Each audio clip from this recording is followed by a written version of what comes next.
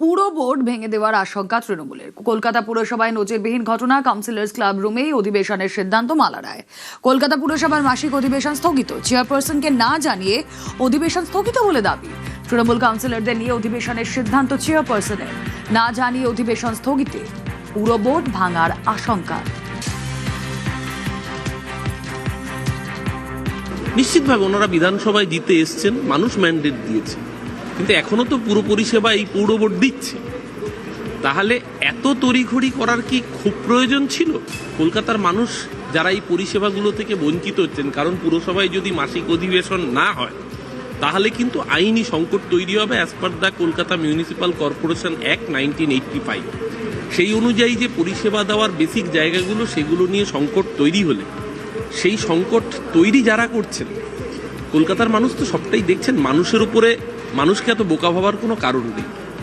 গতকাল রাত্রিবেলা আমাকে কোনো রকম কারণ না দেখিয়ে একটা চিঠি সকলকে পাঠানো হয়েছে, যেটা আমিও প্রায় অনেক রাত্রে পেলাম, যে এরকম একটি হাউসটি হঠাৎ বন্ধ করে দেওয়া হয়েছে এবং যে অধিবেশন কক্ষ অর্থাৎ কাউন্সিল চেম্বার, যেটা আমরা অধিবেশন করি, সেখানে বন্ধ করে দেওয়া হয়েছে।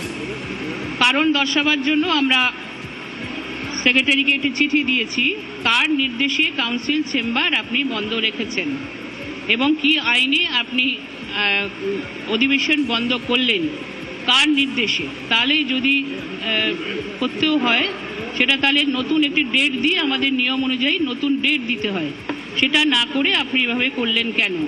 এই চিঠিটাই এবং কার নির্দেশে করেছেন কারণ দর্শাবার চিঠি আমরা সেক্রেটারিকে দিয়েছি। না, হাউস হচ্ছে তার আগে তো চিঠি গেছিল আমাদের কাছে, চিঠি গেছিল, কিন্তু পরে আবার এরম হয় বহুবার, একবার না, এই 5 বছরের মধ্যে আমার মনে হচ্ছে 20 বার হয়েছে এটা।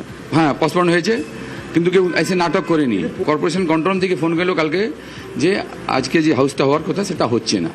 কিন্তু আমরা বিষয়টা ছাড়বো না, 100% বেআইনি।